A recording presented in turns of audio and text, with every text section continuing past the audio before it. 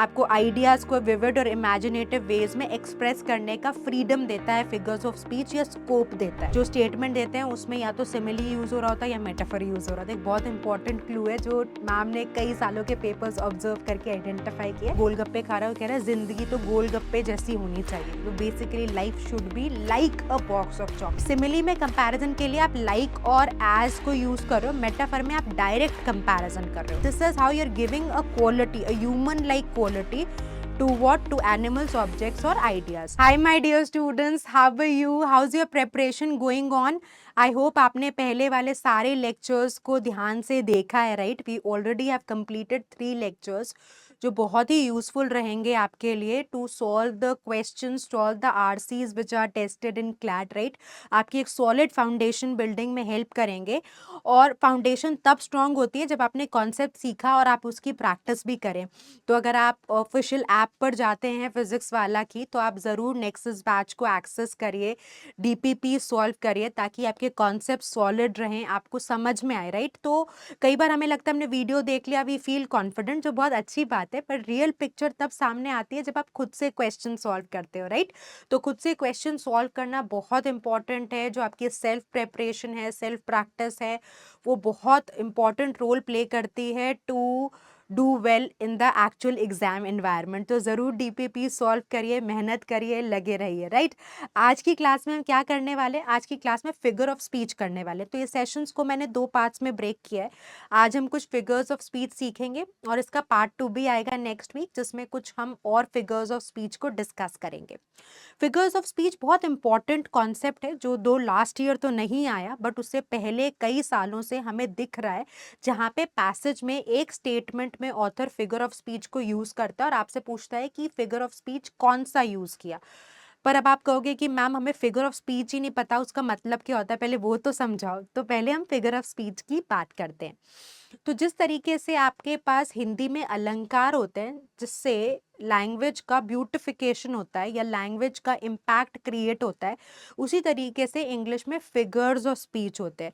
तो हम अब जब भी एक ऑथर या एक पोएट या कोई भी स्पीकर अपनी लैंग्वेज में इम्पैक्ट क्रिएट करना चाहता है, पावर क्रिएट करना चाहता है, डिस्कशन को इंटरेस्टिंग बनाना चाहता है, इन्फ्लुएंस क्रिएट करना चाहता है on the mind of the reader और लिसनर, वो कुछ स्टाइलिस्टिक एलिमेंट्स को यूज करता है जिससे उसकी लैंग्वेज इफेक्टिव होती है, प्रभावशाली होती है, इन्फ्लुएंशियल होती है। उसी को हम फिगर ऑफ स्पीच कहते हैं, राइट? जैसे मैं बहुत सिंपल सा एग्जांपल लेकर आपको समझाती हूँ, राइट? कि आप बहुत बार अपना फ़ोन यूज़ कर रहे हो, आपने, आपकी मम्मी ने कहा फ़ोन छोड़ दे, आपने कहा कि हाँ बस 5 मिनट और, 5 मिनट और, तो आपकी मम्मी ने आपको 4 बार कह दिया, राइट? अब मम्मी तो ऐसी है ना कि एक बार आपने बोल दिया 5 मिनट, तो मम्मी 5 मिनट भी वेट नहीं करती, उसके बीच में आपको 2-3 बार कह देती है, which is right also. Probably हम भी ऐसे ही करते हैं, मैं भी ऐसे ही करती हूँ, राइट? तो हुआ क्या कि उसके बाद आपने 5 मिनट फ़ोन नहीं छोड़ा, मम्मी ने 4 बार आपको कह दिया, और फिर आपने अपनी मम्मी, आपकी मम्मी आई, उन्होंने देखा कि अरे आप तो अभी भी मोबाइल पे इंस्टाग्राम कर रहे हो। तो आपकी मम्मी कहेगी मैंने 1000 बार कह दिया फ़ोन छोड़ दे, फ़ोन क्यों नहीं छोड़ रहे हो, राइट? तो ये 1000 बार जो उन्होंने कहा कि मैंने तुमको 1000 बार कहा, उन्होंने 1000 बार कहा नहीं था, but this is actually a figure of speech, right? So this को बोलते हैं हाइपरबली इंग्लिश में, राइट? कि आपने एग्जैजरेशन कर दिया। जैसे हिंदी में आपने, आई एम श्योर, अतिशयोक्ति अलंकार यूज किया होगा, राइट? कि हनुमान की पूंछ में लगन न पाई आग, सगरी लंका जल गई, गए निशाचर भाग। आप कहोगे मैम इंग्लिश की क्लास में क्या हो रहा है, but this is how figures of speech work. अतिशयोक्ति थी ना कि अभी तो हनुमान जी की पूंछ में आग लगी भी नहीं थी और पूरी लंका जल गई और निशाचर demons ran away. So this is how in English we have figures of speech to create an influence, or the author or the reader or the speaker सब influence हो जाए with the text, उसके लिए हम कुछ figures of speech को use करते हैं। तो एक्सप्लोर करते हैं इन द आइडिया कि कैसे फिगर्स ऑफ स्पीच आपको मिल सकते हैं, right? Like I said, this is the first version, we will also have the second part of the class. एक साथ बहुत सारी डेफिनेशंस, कॉन्सेप्ट सीखना कई बार इंटरमिडेटिंग हो जाता है। आई एम श्योर कुछ बच्चों ने स्कूल में पढ़ा होगा फिगर्स ऑफ स्पीच, क्योंकि स्कूल के सिलेबस में होता है, बट कुछ स्कूल्स के सिलेबस में नहीं होता या कुछ बोर्ड्स के सिलेबस में नहीं होता, तो कोई बात नहीं, धीरे धीरे कॉन्सेप्ट पढ़ रहे हैं क्योंकि थोड़ा सा नया है, आप के लिए, अगर आपने नहीं पढ़ा हुआ तो पढ़ा हुआ है तो रिवीजन हो जाएगा। तो सारे जो फिगर्स ऑफ स्पीच मैं आपको पढ़ा रही हूँ इनको ध्यान से देखिएगा, फिर इन्हीं के बेसिस पे हम कुछ क्वेश्चन सॉल्व करेंगे once we finish with the concepts, right? Once we finish with few types of figures of speech ka discussion, then we'll pick up some questions also. It's going to be a very interesting session, so let's just get started. So like I told you कि figure of speech मैंने जैसे आपको समझाया कि language को influential बनाने के लिए, इम्पैक्ट क्रिएट करने के लिए, राइट, हम क्या करते हैं, हम कुछ स्पेसिफिक डिवाइस को यूज़ करते हैं, राइट। तो इसका डायरेक्ट एप्लीकेशन तो नहीं होता, डायरेक्ट मीनिंग तो नहीं होता। जैसे मैंने आपको कहा कि an apple a day keeps the doctor away, तो डायरेक्ट तो ये मतलब नहीं है, बट हाँ द आइडिया इज कि eating apple is healthy, right. So यहाँ पर you have not suppose to go by the literal meaning. तो कहीं भी जहाँ आप नोट्स बना रहे हो वहाँ ये ज़रूर लिख लो कि it is not meant to be taken literally, मतलब as it is, actual meaning पे नहीं देना, but again it is an implicit idea which is going to help you get a better और you know an impressive understanding of the text, right. तो आपको ideas को vivid और imaginative veg में express करने का फ्रीडम देता है फिगर्स ऑफ स्पीच, या स्कोप देता है। तो जैसे हम शुरू करते हैं, जो पहला फिगर ऑफ स्पीच है सिमिली है, और सिमिली और मेटाफर जितने भी, अगर आप प्रीवियस ईयर के क्वेश्चंस देखेंगे, क्लैट के पैसेजेस देखेंगे, मैं वापस बोल रही हूँ क्लैट 2024 में नहीं आया, but than just was just a miss, और पेपर बहुत आसान आ गया था, बट इस साल आप फिर एक्सपेक्ट कर सकते हो। बहुत सालों से एलेट और क्लैट में हमें दिखता है फिगर ऑफ स्पीच का क्वेश्चन, राइट। तो वहाँ पर सिमिली और मेटाफर, ये दो ऐसे फिगर्स ऑफ स्पीच है जिसपे मैक्सिमम क्वेश्चंस आते हैं, और यूजुअली जो स्टेटमेंट देते हैं उसमें या तो सिमिली यूज हो रहा होता है या मेटाफर यूज हो रहा होता है। एक बहुत इंपॉर्टेंट क्लू है जो मैम ने कई सालों के पेपर्स ऑब्जर्व करके आइडेंटिफाई किए। पर हम लिमिट नहीं करेंगे, हम सिर्फ ये दो नहीं सीखेंगे, हम बहुत सारे सीखेंगे ताकि हम बिल्कुल प्रिपेयर्ड रहें, राइट। और हमेशा मैं यही कहती हूँ कि आपको वर्स्ट केस के लिए प्रिपेयर्ड रहना चाहिए। आसान आ गया तो बहुत बढ़िया बात है, मुश्किल आया तो आप रेडी हो, इजंट इट। चलिए तो देखते हैं सिमिली क्या होता है। तो सिमिली क्या होता है, आप दो अनलाइक या डिफरेंट थिंग्स का कंपैरिजन करते हो, और जब आप कंपैरिजन करते हो उसमें या तो आप लाइक या फिर एज को यूज कर लेते हो। जैसे बोला life is like a box of chocolates, right. तो लाइफ कैसा है, is like a box of chocolates. तो लाइफ और चॉकलेट्स क्या है, पहले सेंटेंस में देखिए अनलाइक है ना, लाइफ और चॉकलेट तो अलग अलग ही दो स्फीयर्स है, राइट। तो आपने क्या किया, लाइफ और चॉकलेट्स का कंपैरिजन किया कि लाइफ कैसी है, चॉकलेट्स, बॉक्स ऑफ चॉकलेट्स जैसी है। तो हमने जब कंपैरिजन किया हमने लाइक को यूज कर लिया, तो हमने क्या किया, हमने सिमिली यूज करी। आई एम श्योर आपने एक फिल्म देखी होगी जो बहुत चली नहीं, but some reason or the other people were talking about this. तो लाल सिंह चड्ढा, राइट, आमिर खान और करीना कपूर की फिल्म है। तो वो इसी अमेजिंग इंग्लिश मूवी का अडेप्टेशन था। तो उस जो स्टार्टिंग सीन है उसमें आमिर खान एक लेडी को, एक वो गोलगप्पे खा रहा है, कहीं तो इसका आपने देखा होगा, जो क्या बोलते हैं, मुझे टर्म नहीं, प्रोमो आता है मूवी का, राइट। तो वहां पर उसमें वो गोलगप्पे खा रहा है, वो कह रहा है जिंदगी तो गोलगप्पे जैसी होनी चाहिए। तो basically life should be like a box of chocolates. तो आपने कंपैरिजन किया लाइफ का और बॉक्स ऑफ चॉकलेट्स का, कंपैरिजन के लिए आपने लाइक टर्म को यूज किया। So this is how you have used a simile, right. The girl is as beautiful as a rose. तो आपने किसको कंपेयर किया, गर्ल को किया और रोज को किया, और कंपैरिजन के लिए एज यूज कर लिया, राइट। तो this is nothing but a simile. So her voice was like nails on chalkboards. तो वॉइस को नेल्स ऑन चॉकबोर्ड जैसा के साथ कंपेयर किया, यूज करा like. So the willows is like an itching. तो विलो और इचिंग को कंपेयर किया यूजिंग लाइक, राइट। तो आई एम श्योर अब आपको क्लियर हो गया है। सो when I say my friend is like a rose और my friend is like a moon, right, तो जैसे इम्प्रेसिव हो गया ना, एक तो कहूँ तुम सुंदर है लड़की और एक को तुम तो चांद जैसी दिखती हो, राइट। इन्फ्लुएंस आता है। So that's how the impact is created. So what you should do is you should make notes of this, right. I will stay quiet for a while and I would want you to do it together, right। किससे क्या होता है कि आपको progress करने में with the session ease होती है। So I will just take quite for 30-40 seconds till that you can make a good note of this।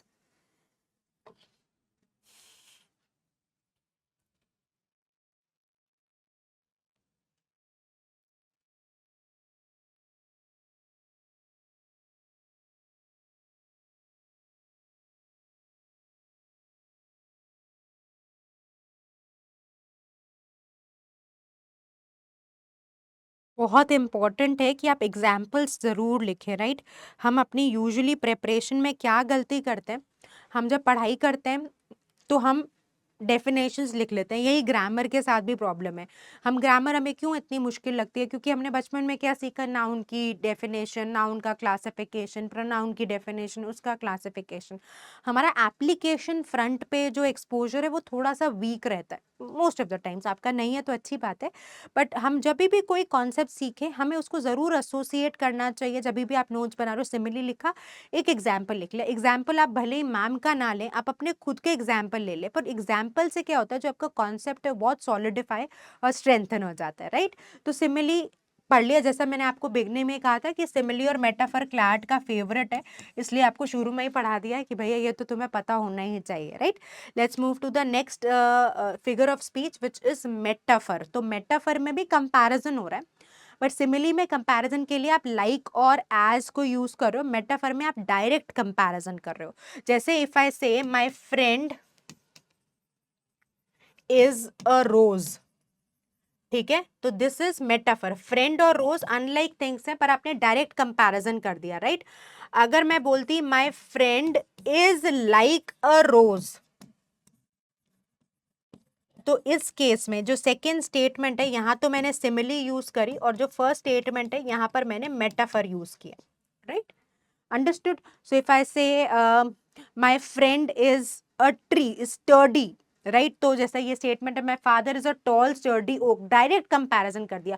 Father को ओक कह दिया, राइट, फ्रेंड को रोज कह दिया। पर जब हम लाइक और एज करके कंपैरिजन करते हैं, my friend is like a rose, तो वो सिमिली है, right. When I say my friend is a rose, ये मेटाफर है। तो आपको क्या होता है, जो क्लैट में पैसेजेस मिलते हैं उसमें किसी पैराग्राफ में एक स्टेटमेंट आपको दे देते हैं कि ये स्टेटमेंट है, इसमें बताओ कौन सा फिगर ऑफ स्पीच है। बहुत ज्यादा टाइम, मतलब कई कई बार आप भी जब क्वेश्चंस करोगे तो आप देखोगे कि मेटाफर 90% क्वेश्चंस में हमें देखा है जहां पे स्टेटमेंट में मेटाफर यूज था, राइट। तो आपके लिए आइडेंटिफाई करना आसान हो जाएगा जब आपको मीनिंग पता है कि आप दो अनलाइक थिंग्स, जैसे फादर और oak, oak is a type of a tree, unlike things है ना, बट फिर भी आप कंपैरिजन कर रहे हो और डायरेक्टली एट्रीब्यूट कर रहे हो क्वालिटी को, right. So that's comparing two unlike things, and now there is no use of like and as। तो इसका ध्यान रखिएगा, like और as का यूज नहीं होता। यही मेजर डिफरेंस है बिटवीन सिमिली एंड मेटाफर। तो अभी आप इसके अच्छे से नोट्स बनाओ और मुझे बताओ कहीं कोई दिक्कत या परेशानी आ रही है। I'll stay quiet for a while. Write it down, write with examples। May be वो सिमिली और मेटाफर का डिफरेंस समझते हुए भी एक एग्जाम्पल लिख लो।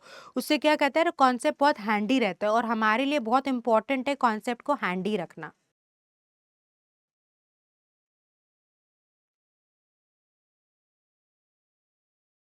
चलिए तो अब आगे बढ़ते हैं। द नेक्स्ट इज पर्सोनिफिकेशन, जिसको हम हिंदी में बोलते हैं मानवीकरण। तो आप कोई ह्यूमन के एट्रीब्यूट को किसी एनिमल या ऑब्जेक्ट या आइडिया को दे देते हो, तो हम उसको पर्सोनिफिकेशन कहते हैं। नहीं समझ में आया, लेट्स टेक एन एग्जांपल। आपने, आई एम श्योर, ये एक बहुत कॉमन डायलॉग बोला होगा, धीरे बोलो दीवारों के भी कान होते हैं। दीवारों के कान होते हैं क्या? मैंने तो नहीं देखे, बट आपने एक लिसनिंग का एट्रीब्यूट वॉल को दे दिया। Exactly this is what personification is. जैसे hunger sat shivering on the road, hunger can not shiver, shivering a person will shiver, but you have given an attribute of shivering to hunger, so this is what personification is. The flowers dance, अब flowers थोड़ी dance करेंगे, can flowers dance? No, but you have given this attribute of dancing to flowers, right. So और you can C tears began to fall apart from the dark clouds, और clouds started crying, आसमान रो रहा था। आसमान रो सकता है क्या? नहीं। तारे मुस्कुरा दिए, तारे मुस्कुराएंगे क्या? नहीं। But this is how you are giving a quality, a human like quality to what, to animals, objects और आइडियाज, ठीक है। So just note down this with one और two example so that you are able to retain the concept, right. Again the example जो आप सबसे ज्यादा associate कर पाते हो, रिलेट कर पाते हो, आपको समझ में आता है, उसको यूज करिए।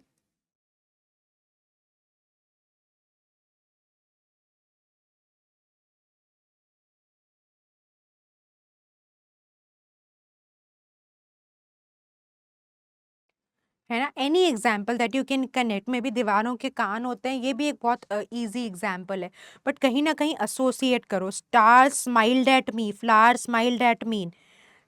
ठीक है, सो अगर आप एसोसिएट कर लोगे, रिलेट कर लोगे, will write some good examples, you will be in a very good state.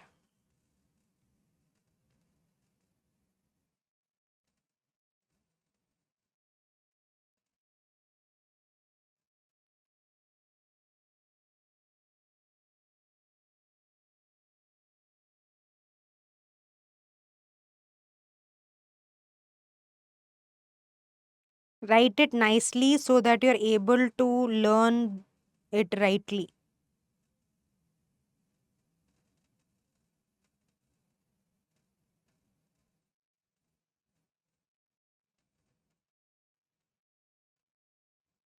चलो, so I hope you have noted this now. Let's proceed to the next. तो हमने 3 कर लिए, राइट? एक हमने किया सिमिली, एक हमने करा मेटाफर, और हमने तीसरा किया पर्सोनिफिकेशन। तो सिमिली क्या है? जहाँ पे आप कंपैरिजन कर रहे हैं between two different elements, two different things, two unlike things, and you are using like or as for comparison. Metaphor में क्या है? Again you are directly attributing, comparing two unlike things, but this time you are not using as or like, right? The third is personification, where you are giving a human trait or a quality to an animal, object or an idea. ठीक है? Let's proceed further. Hyperbole, ये तो मैंने आपको अभी शुरू में ही समझाया था, राइट? कि 100 बार कह दिया, बात क्यों नहीं सुनते? मुझे भी ऐसे ही डांट पड़ती है, सारी मम्मी ऐसे ही डांटती है, right? So hyperbole is exaggeration, right? तो जिसको बढ़ा चढ़ा के कहना, जैसे मैंने आपको बोला था, an apple a day keeps the doctor away. It's not going to keep it, but it is an exaggeration to talk about that how eating an apple is healthy, right?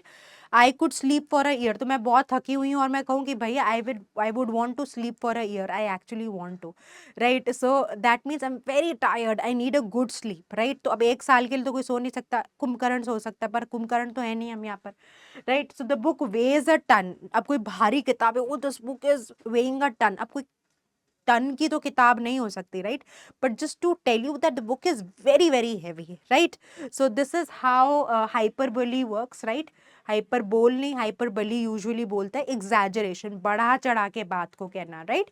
And the Hindi वाला example तो मैंने आपको दिया ही था, जो अतिशयोक्ति अलंकार था। So again this something which is very easy to relate to, but आपको बस नाम पता होने चाहिए कि अच्छा इस तरह के को इस तरह के सेंटेंस में अगर ये फिगर ऑफ स्पीच यूज हुआ है तो इसको हाइपरबोली कहते हैं, राइट? ये बहुत इंपॉर्टेंट है।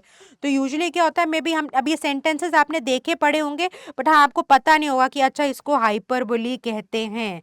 तो ये इंपॉर्टेंट है कि आपको पता हो कि हाँ भाई इसको हाइपरबोली कहते हैं। अगर ये नहीं पता होगा तो फिर एग्जाम में आप फंस जाओगे, right? So you can understand that yes, there is one figure of speech used in the sentence, but if you do not know the proper name, then it creates the problem, right? Next is imagery, right? तो imagery देखो, आप image से ही समझ में आ गया होगा।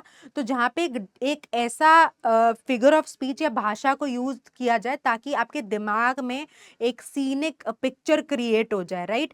Usually imagery को scene या विजुअलाइजेशन से कनेक्ट करते हैं imagery, but it can be to any mental image, it can appeal to any of the 5 sense organs, right? तो जैसे अगर मैंने आपको ये सेंटेंस दिया कि the willows music is like soprano, तो आपके दिमाग में एक आइडिया क्रिएट हो जाएगा कि अच्छा म्यूजिक चल रहा है, राइट? से मैं आपको कहूँ कि एक डिस्क्रिप्शन दूँ सेटिंग्स का, क्योंकि ऑथर्स क्या करते हैं, देयर इज, और बड़ा ब्यूटीफुल सा ये क्लैट में पैसेज भी आया था 2024 में, लास्ट पैसेज था, और 6-7 सवाल भी आए थे, आप देखना, एक्सप्लोर करना। The passage was saying that there is a very strong connection of the character, the protagonist and the settings which are provided. तो उससे क्या होता है, जो ऑथर अपना आइडिया कन्वे करना चाहता है, अगर डिस्क्रिप्शन बहुत विविड दे दे तो उससे क्या होता है, उसका कैरेक्टर स्ट्रॉन्ग होता है and there is a strong connection also, right? So फिर उस जो डिस्कशन था उसमें झुम्पा लहरी का एक नॉवल है नेम सेक, इस पे एक फिल्म भी बनी है, इरफान खान थे इसमें लीड कैरेक्टर। तो उन्होंने कहा कि जो लीड कैरेक्टर है गोकुल नाम का प्रोटोगोनिस्ट था, तो वो कहाँ एक डिस्टेंट लैंड में, एक दूसरी कंट्री में वो बहुत लोनली फील कर रहा है। तो उसकी सेटिंग दिखाई है वो एक डेजर्ट में, एक बैरन एक्सपेंस ऑफ लैंड में है जहाँ पे दूर दूर तक कोई नहीं है। तो जो कैरेक्टर है वो खुद से अंदर से लोनली फील कर रहा है, और जो सेटिंग है वो उसी आइडिया को इन्फ्लुएंस करने की कोशिश कर रही है, right. So that's what the role is, कि आपके दिमाग में एक मेंटल पिक्चर क्रिएट हो जाए, एक सेटिंग क्रिएट हो जाए, उसके लिए इमेजरी को यूज किया जा सकता है। जैसे अगर मैं आपको कहूँ it was a dark night, the wind was flowing and I could see the sari of my mother fluttering in the air, तो आपके दिमाग में एक पिक्चर आ गई ना कि अच्छा हवा चल रही है, साड़ी उड़ रही है, राइट। और if I say there is a water flowing, I can hear the sound of water, though it is a sound but it is giving me a lot of mental peace. Wow, मैं एक article ही लिख लेती हूँ अभी, might be in the writing mood, right. So you can see how a description is given which can attract your attention and it can associate to any of the sense organs, right? So that's how it works. जैसे आप देखते हो ना कि कोई एक बहुत interesting setup है रेसिपी का है, जैसे पहले क्या होता था, अब तो सोशल मीडिया, जब हम छोटे थे तो मैगजीन आती थी मधुरिमा, आई स्टिल रिमेम्बर, हमारे घर में दैनिक भास्कर न्यूज़पेपर आता था, तो उसके साथ वेडनेसडे को एक फॉर स्पेसिफिकली फॉर फीमेल्स, मतलब अब हम कह सकते हैं कि ये तो गलत बात है, इक्वालिटी के ज़माना है तो रेसिपीज सिर्फ फीमेल्स क्यों बनाए, बट एनीवेज वो the intent was to target the women readers, right. तो उसमें कई रेसिपीज आती थी, तो जैसे जैसे रेसिपी पढ़ते थे तो वी कुड जस्ट एसोसिएट कि अच्छा end result would be this and we to get very excited to try this recipe, right. तो वही imagery is creating a picture in your mind, right. So that's how it works. Next let's do some questions. तो हमने क्या कर लिया, हमने imagery पढ़ लिया, राइट, हमने सिमिली पढ़ लिया, हमने मेटाफर पढ़ा, हमने पर्सोनिफिकेशन पढ़ा, और हमने हाइपरबली पढ़ा। तो आज जानबूझ के 5 रखे गए ताकि आपके लिए इनको अब्जॉर्ब करना आसान रहे, थोड़ी खिचड़ी ना बने। बहुत सारे अगर फिगर ऑफ स्पीच एक साथ कर ले तो थोड़ा कंफ्यूजिंग हो जाता है, और कॉन्सेप्ट आपस में मिक्सअप हो जाता है। So that's the reason we have just focused on 5 major categories. Of course there will be a part 2 also, like I told you right in the beginning. तो अब आपको क्या करना है, यू हैव टू सी कि कौन सा फिगर ऑफ स्पीच यूज किया। तो आप ऑप्शंस में भी मल्टीपल हो सकते हैं, तो जस्ट टू टेल यू ये हम कवर करेंगे, बट आप कोशिश करिए फोकस उसी इन्हीं 5 फिगर्स ऑफ स्पीच पे करिए जो हम पढ़ के आए हैं, राइट। क्योंकि क्वेश्चन इन्हीं के अराउंड क्रिएट किए गए हैं। So see the story jumped off the page, can a story jump? No, a person will jump. तो हमने क्या किया, स्टोरी को कौन सा ट्रेट दे दिया ह्यूमन बीइंग का, जंपिंग का। सो हमने कौन सा यहाँ पर फिगर ऑफ स्पीच यूज किया, हमने पर्सोनिफिकेशन यूज किया। एलिट्रेशन और अपोस्ट्रोफी मैं आपको सिखाऊंगी, डोंट वरी, आप ये मत सोचना कि मैम ये 2 ऑप्शंस दे दिए हैं बट ये आपने पढ़ाया नहीं है। जस्ट टू टेल यू कि बहुत सारे फिगर्स ऑफ स्पीच अभी हमने कवर नहीं किए हैं, बट अपकमिंग सेशंस में हम डेफिनेटली कवर करेंगे। So I hope this is clear. The story jumped off, so story can not physically jump ना, स्टोरी थोड़ी जंप करके आ जाएगी आपके सामने, but it is just a way to create an impression or create an impact, and the figure of speech used is personification because jumping is a quality of a person and you have attributed to an idea of story, right? Let's come to the next one. I have told you this 10,000 times, ये तो आप अब सीख गए होगे, हमने begin ही इसी idea से किया था, right. So I have told you 10,000 times. आप सोच के देखो, मतलब बात को बढ़ा चढ़ा के कहना या एग्जैजरेशन करना। तो अगर हम एग्जैजरेशन की बात करते हैं तो हम कौन सा फिगर ऑफ स्पीच यूज करते हैं, हाइपरबली, राइट। सो सी यहाँ पे बात को बढ़ा चढ़ा के कहा गया तो हम कहते हैं एग्जैजरेट करा गया है आइडिया को, right. So this can be also one word that you can learn for vocabulary, exaggeration करना, मतलब बात को बढ़ा चढ़ा के कहना, right. So that's what hyperbole is all about. Let's see the next question, please. Just try this on your own.